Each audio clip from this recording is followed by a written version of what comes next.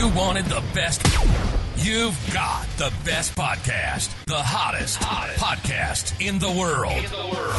The Chris Voss Show. The preeminent podcast with guests so smart you may experience serious brain bleed. The CEOs, authors, thought leaders, visionaries, and motivators. Get ready. Strap yourself in. Keep your hands, arms, and legs inside the vehicle at all times, because you're about to go on a monster education roller coaster with your brain.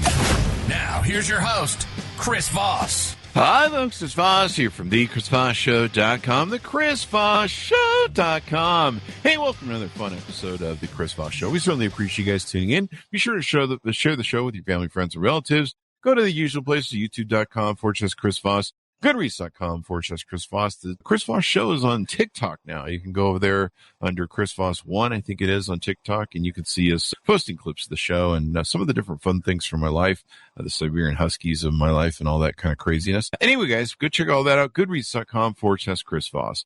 Today, we'll be talking about the Queen Mum. May she rest in peace. She recently passed away, but we're going to be talking about her life and some of the things that went into it. We have author Mr. Gareth Russell is on the show with us today. His new book comes out November 1st, 2022. It's called Let's Have Another Drink.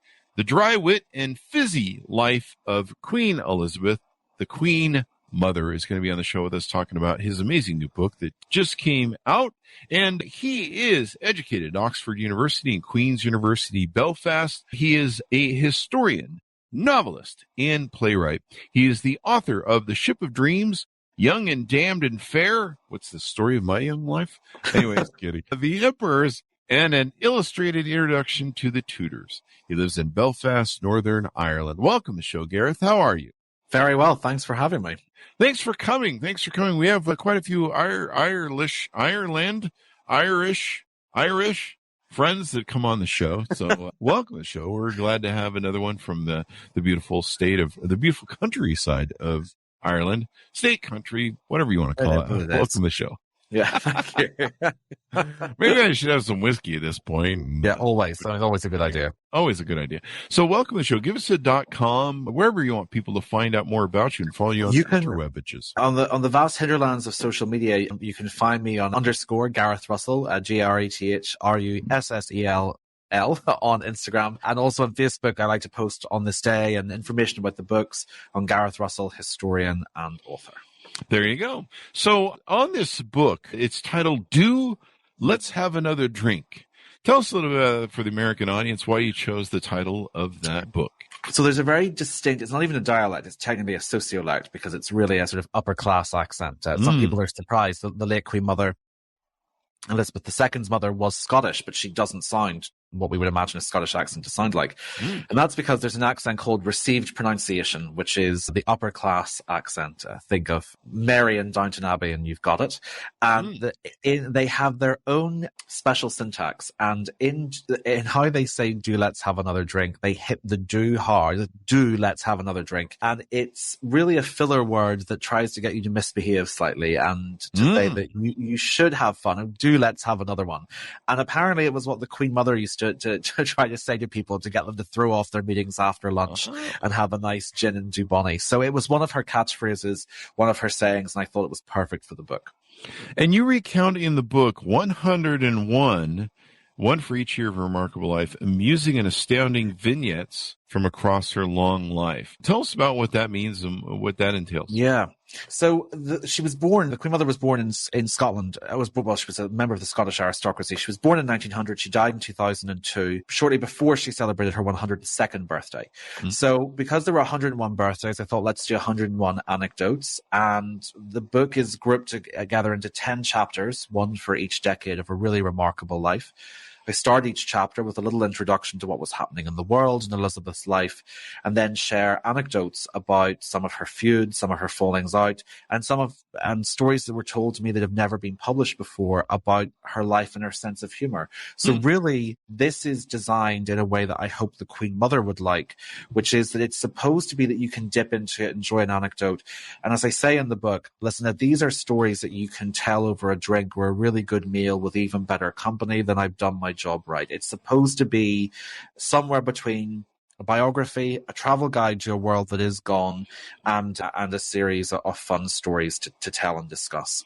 There you go. So was it always over booze, or just was it tea? You know, She could handle her drink. I mean, like she could handle it. And there's a great story that was told to me by someone who worked for the royal household here in Northern Ireland. And in 1988, the Queen Mother was 87. She came over. It was the height of the Troubles here, so security was quite tight. And at Hillsborough Castle, which is the official royal residence in Northern Ireland, the Queen Mother invited several sort of strapping generals who had been on service there and their wives. And there's an event in sort of more formal dinners called the Loyal Toast, where you stand up and toast the Queen. So the Queen Mother gets up and toasts her daughter. Everyone has a nice drink. And she says, under the circumstances, let's toast the people of Northern Ireland. So everyone has another drink. Northern Ireland has 6 counties. She knew all of the names and she toasted each one of them. And she was completely clear-headed, but I am reliably informed that after she left, a general threw up in the umbrella stand. So she certainly enjoyed her drinks. I made a lot of them because research is so important. But she enjoyed food. Some of the earlier stories are really focused on her time as a teenager during the First World War. So they're less upbeat and less amusing. But the stories later on, there's a lot of them told over alcohol, a lot told about Scotland, and just this incredible joy that she had for life right into her 90s. And she loved walking in Scotland, drinking, eating good food, meeting people from all backgrounds. So I found that kind of zest for life just very engaging to write about. And I try to capture that in the book. There you go. So it sounds like she had a pretty good time. I mean, if I had to live through that age, I'd probably have drank a lot too. Yeah, there's her younger daughter, Princess Margaret, said that people celebrated her mother, approaching her 100th birthday, and Princess Margaret said, well, actually, it's quite sad because Mummy doesn't have anyone left alive that she can discuss her childhood with or memories with. She can't say, do you remember? There was a sadness really by the end. She'd lost so many people. But I think she really, one of the things I talk about in the book is that she was 14 years old when Britain declared war in Germany in 1914. And she lived through the First World War and saw really horrific things. One of her brothers was killed. The others were either physically or mentally destroyed by it. She lost 15 friends in the trenches. And I think that it gave her this inner steel in her personality, but also a sense that you have to enjoy today because tomorrow really is not promised. That is true. Most people put off pleasure and happiness today because they're striving, and some never achieve it. One of my friends when I was young I was still in my 20s. An older gentleman who worked for me, I think he was in his 60s or late 50s. He told me, he says, he was complaining to me about going to funerals with his friends, and he said to me, Chris, there's always stuck with me. He says, Chris, there's a time in your life where you go to weddings. There's a time in your life we go to funerals. Yeah. And you watch all your friends kind of disappear around you. And it gets a little lonely, especially if you live a long life. And I imagine, would you say 101 she lived to? Yeah. Yeah. So she, you end up outliving even like some of your children sometimes. Well, she did. And she outlived, sadly, her youngest daughter, Princess Margaret, died 6 weeks before her. Wow. Of a stroke. So, and her son-in-law, the Queen Mother's son-in-law, Prince Philip, who of course passed away last year, he, at 99, he made a joke and said, I really do not want to live to 100 like my mother-in-law had, because it's awful. He said, it's really awful. He said she has and it actually got to the stage where she kind of stopped going to funerals because it had there were too many of them. Wow. So I think you're absolutely, it is something that when I started doing this book, actually, a friend of mine said, this is going to be so interesting to see how a life changes when it's that long. Yeah. And so did you find that as you went through it and researched it? I did. I found certain things as she got older, not callous isn't the right word, but there was certainly an element of she had become it's interesting. She would cry at the memorial service for veterans. On the 11th of November, because that was that had been set up right after the tradition after the First World War in Britain. But she wasn't always, in her 90s, that affected by people dying. And I think, to me, that is the effect of living through that many bereavements and that loss. Yeah. But when she was at the memorial service, she felt like she was 18 again. And it was, and to me, that was so fascinating to see. And the other thing, I think she became slightly less trusting, understandably, because she was very popular. She came from a large family. They had lots of friends. She had a wonderful time when she was a debutante in London high society in the early 1920s. But I think what she learned after she married into the royal family, and I'm sure this is true of people in most positions of public prominence, is that people that she thought were her friends were telling her one thing and telling rumors or lies about her behind her back. Wow. And the thing that I think really shocked her was that for decades, she had been considered herself really good friends with a high society, very celebrated photographer called Cecil Beaton. And she had intervened directly to get Cecil a knighthood, a Sir Cecil Beaton, that had been denied to him for years because the government knew he was a homosexual and they didn't want to give it to him. And so she directly intervened and got it for him. And Cecil, and in the 1980s, and she refused to go to his funeral because just before, his memorial, didn't go to the funeral, wouldn't go to the memorial service, because segments from his diary were published in which he had, he'd been making fun of how fat she was and how bad her teeth were for years. And she thought, I thought we were friends. Wow. And I think she realized that a lot of people, that if you're someone of public prominence, you can't trust a lot of people. So I think she became slightly less trusting of people around her as she got older. I can see how you become jaded by something like that. Absolutely. And, you just be like, people are mean, I've seen what people say about me on the internet. I remember catching someone once on Twitter. There was two people having a conversation about me, and they're like, I hate that Chris Voss. He's so annoying. He puts out so much content. He's always blabbing his big mouth. And the other person's like, yeah, he has a big mouth. And the other person's like, yeah, but I still follow him. And the other person's like, what? You still follow him? And he's like, and they were like, yeah, because I'm just waiting to see the car crash. And that was about 10 years ago. So they got a long ass wait. In fact, I think I've outlived them. That's the thing.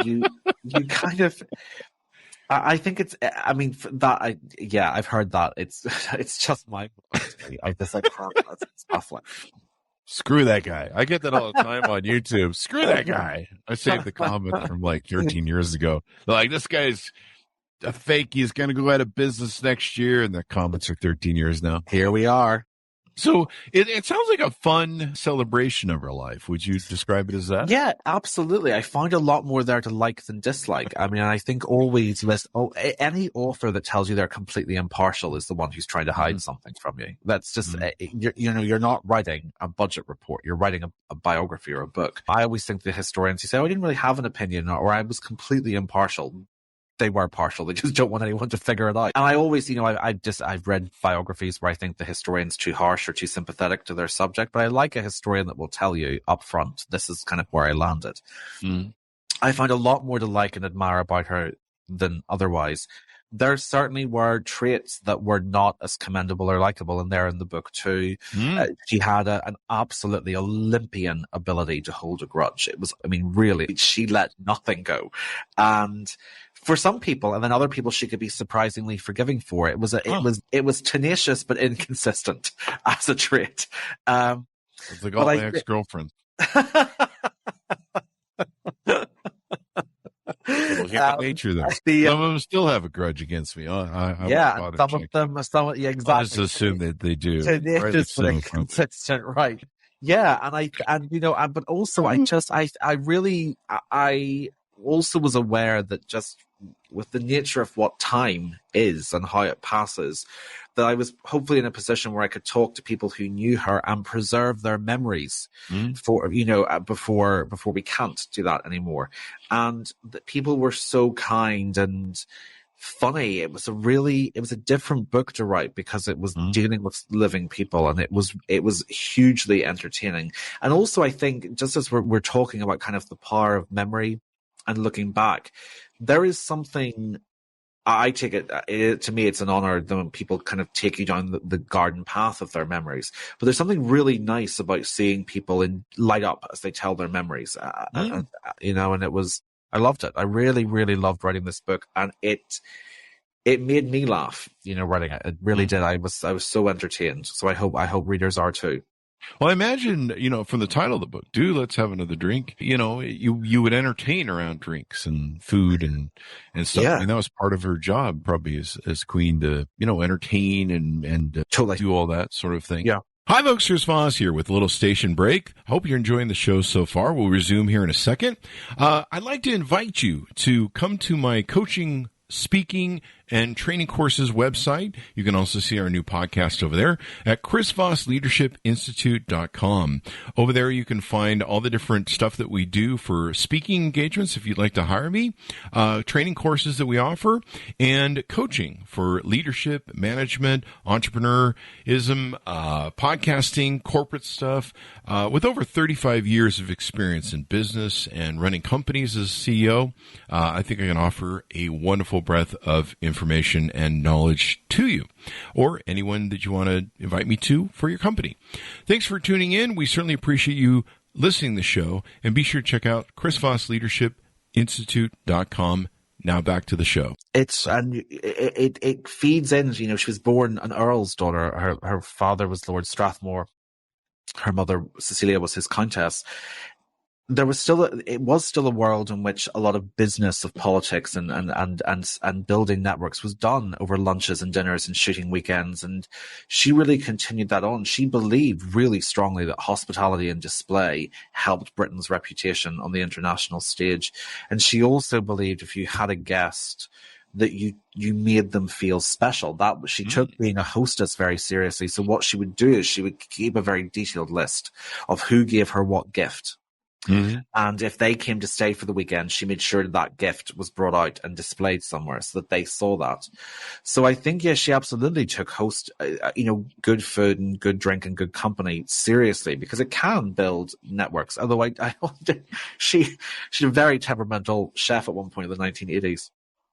Now, you have quite a few books. How many books do you have? I'm looking at a whole pile of them here on the Amazon. I should have an answer to this. 6. I think at least 8, maybe 1, 2, 3. It. Yeah, let's go with it. It. I'm just throwing that out. Now, there's another book that I see here. Let's Have Another Drink with a different cover. Is that? That'll be our British cover. That's the British cover. Yeah, the black and gold one's the British one. Yeah, that's kind of interesting how it's different on the thing there. Yeah. It's great when you have a book with 2 different covers and you like them both, because that doesn't always happen. We have sometimes we've had Canadian authors on, and they'll have like 2 different covers for the Canadian books for like novels and stuff. Really, that is interesting, because this is published by Simon & Schuster, and it's the same in the US and Canada, so it's exactly the same cover and edition. So that's interesting whether it's different with novels. In fact, not novels. I think I've heard that it's fiction. Sometimes they do different covers. Yeah. And it's interesting what they do. I think the American cover was a bit more racy, and the Canadian cover of recent novels was a bit more, I don't know, it was more, it wasn't racy. Let's put it that way. Okay, You wrote, I think, a couple books on the Titanic, I think. Is that correct? Probably did. So that was even more complicated. That had a different title in Britain as well as a different cover. But it's just one, so the Ship of Dreams I wrote on the Titanic. That was my book before that. And you've written about the English monarchy, the emperors, Europe's rulers. So you've written a lot of great history books. I figured we'd throw them in as a plug so that people can check out your work there as well. What was it about this book that kind of set it apart from some of the other books you've done on European history? I mean, I suppose the Titanic book, just where I'm talking to you now, is 2 streets over from where Thomas Andrews, who designed the Titanic, lived and left from to go on board. Wow. So when I say, the reason why I kind of prefix this slightly with that caveat is I was obviously aware writing Titanic, and Thomas Andrews is one of the 6 figures I look at in my book, The Ship of Dreams. I was aware that he still has family alive, but it's not the same as the people still as friends and sources being alive. So really what was particularly different with Let's Have Another Drink is you were sitting down to interview people, which I didn't obviously could do with any of the other ones. The first half of the book, because she lived such a long life, was the same, going back and looking at diaries and unpublished archives and things like that. But it really was the interview component for the second half of Do Let's Have Another Drink that was so different. This also was just a lighter, more conversational book than some of the other ones. So this is really trying to share facts in a conversational, over a drink sort of way. The others are narrative books of history. Yeah. I had two great grandmothers. One time in my life, I had a grandmother, a great grandmother, and a great great grandmother alive. Wow. And they lived to be, I think it was 100 something or close to That's that or something. unbelievable. But yeah, and yeah, it was wild. I would tell people, I have 3 grandparents still alive. They're like, really? Like, my grandmother's dead, and I was like, well, I have 3 of them on one side. And I don't know, they just, West Virginia, they lived a very hard life. They had houses and stuff. So, but they saw a lot in their lifetime. I remember going up to their house when I was a kid at 4, and, they still had old washboards. I think I bathed in the giant sink, and they had outhouses, and their life was still very in the 70s. And the things they must have saw, even the recent Queen Mum who passed away, I would have loved to have sat down with her and just got she probably would have never given it to me, but just got some of her straight opinions on everyone from Churchill to every, the presidents she lived through of our country. I mean, she's seen some things, man. Well, and it would be interesting to hear her perspective. Yeah, I suppose that was sort of with Elizabeth II. I think everyone wanted to know. Yeah, and there are rumors that you hear about people that she liked and didn't like, but it's always quite hard to credit them. And I think the thing with I think because the 20th century, this is the same with your great grandparents and great great grandparents in particular, is when you have a century that is as much of a change as the 20th century is, it's not just the factor of the longevity, it's the social factors weighing into that. If you were someone who somehow managed to live from 1600 to 1700, you will have seen major political events, but you won't have seen daily life change that significantly. If you live from 1900 to 2000, it's a completely unrecognizable world. Yeah. Totally. And I mean, we went from buggies and carts to cell phones. Yeah. And I find out when she was, when the Queen Mother I was writing about, when she was 8 years old, her tutors asked her to write a little essay called A Recent Invention, Aeroplanes. And she writes about airplanes look like cigars and they have big propellers, but they're not safe and you can't travel in them. And it's just, and then while she's writing this, her mother's friend, the Countess of Rothes, is booking a ticket to sail on the Titanic. Like, it's just, when you sort of start to think of the sheer panorama of history that Elizabeth Bowes-Lyons saw, it's absolutely extraordinary. Huh? That is awesome. That is awesome. Yeah, I like that. It looks like a cigar and it's not very safe. It was her assessment of early airplanes. I still think, what did we recently do? We recently crashed a satellite because, just fuck it, $300 and some odd million. We're just like, let's ram that into a rock into space because, I don't know. We'll see. We needed stuff to do, man. And yeah, it's crazy. How I think of it still. I love flight, and that moment that you take off in the plane and you feel the wind or the air catch the wings and you lift. And I always, for some reason, just think of, the Wright brothers and how far that we came in just less than a century.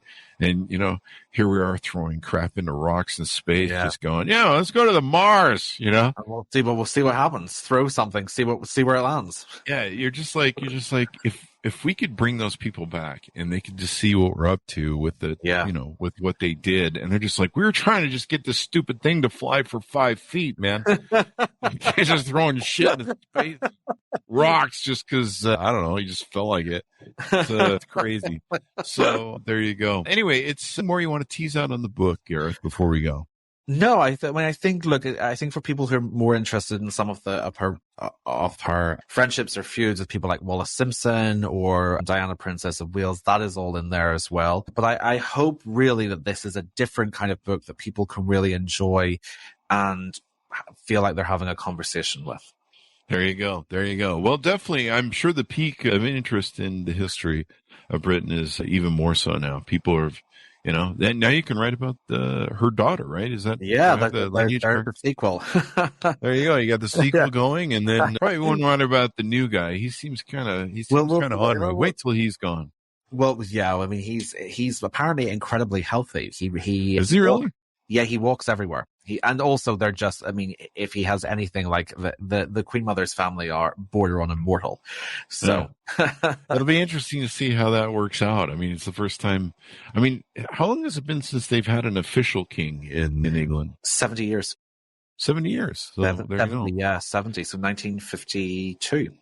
Is our interpretation, I saw him doing some Henry-ish things where when he was signing, I think, some sort of declaration, he was buttering about some buttering. I don't know if that's the right word.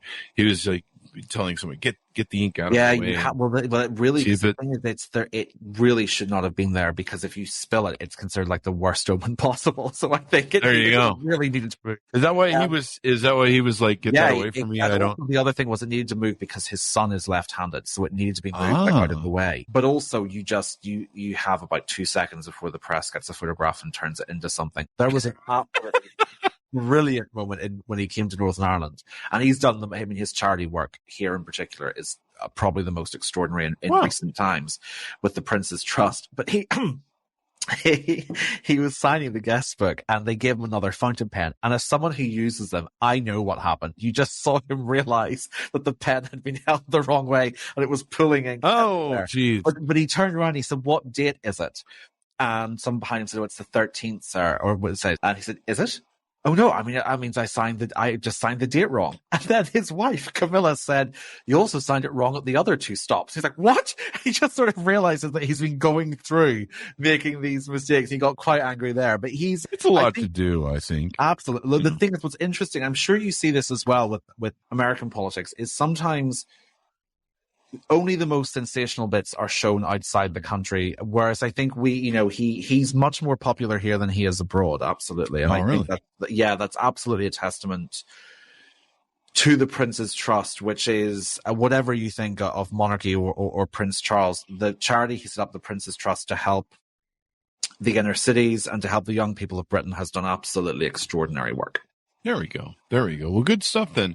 I think we still haven't forgiven for Diana. I think that's it's interesting. I think, Diana was something who I have a great deal of admiration for. I do sometimes wonder at the tendency that people would like Camilla to walk through life with a scarlet A on her chest. It's, that to me seems a bit baffling. I think, I don't know if we can judge someone by the mistakes of their private life, although I completely understand. I have relatives who absolutely adored Diana and haven't forgiven him either. Really? So I don't feel so bad then. Yeah. So it was just you. Diana was such a beautiful person, but I don't know. Sometimes marriages don't work out. Yeah, but it's part of the tragedy, I think, of, well, I suppose what we've been talking about, kind of the possibilities of people, I suppose, and I think there is. I mean, I also wonder what would have happened. Things sometimes, if she'd lived longer, would things have, not the marriage repaired itself, but would their relationship have become a bit more harmonious for the sake of their sons? Who knows? But no, it's an interest. It's just, it's even from a syntax perspective, it took a while when we were doing commentary for remember, it's the king. That's just because there's really no one working in media today who's had to say the phrase "the king" for quite some time. There you go. Well, it'll be interesting to see how it plays out, especially that whole dynamic with his 2 sons and the daughter, of American daughter, who's a bit of a troublemaker, as us Americans are. I mean, here we've come back and infected the Europeans with our Yankeeism. What's Yankeeism is a good phrase, actually. What's the old line from the Who? We won't get fooled again. I know. Evidently they did. Thank you, Pete Townshend. Anyway, it's been wonderful, Gareth, to have you Thank on. you very much for having me. Very fun, as I'm sure the book is. Give us your plugs again so people can find you. Yeah, on of the course. interwebs. You can find me on _ Gareth Russell on Instagram and on Gareth Russell Historian and Author on Facebook. There you go. Thank you again for coming. Great. Thank you very much. Thank you. And again, order up the book wherever fine books are sold. November 1st, 2022. It's out. Let's have another drink. I should be able to say that without. Dearie, let's have another drink. Let's have another drink. The dry wit and fizzy life of Queen Elizabeth and the Queen Mother. Let me cut that one more time. Let's have another drink. The dry wit and fizzy life of Queen Elizabeth, the Queen Mother. Thanks for tuning in to my audience. Go to goodreads.com/Chris Voss, all of our places on the interwebs. You can see us wherever we are. Thanks for tuning in. Be good to each other. Stay safe, and we'll see you guys next time.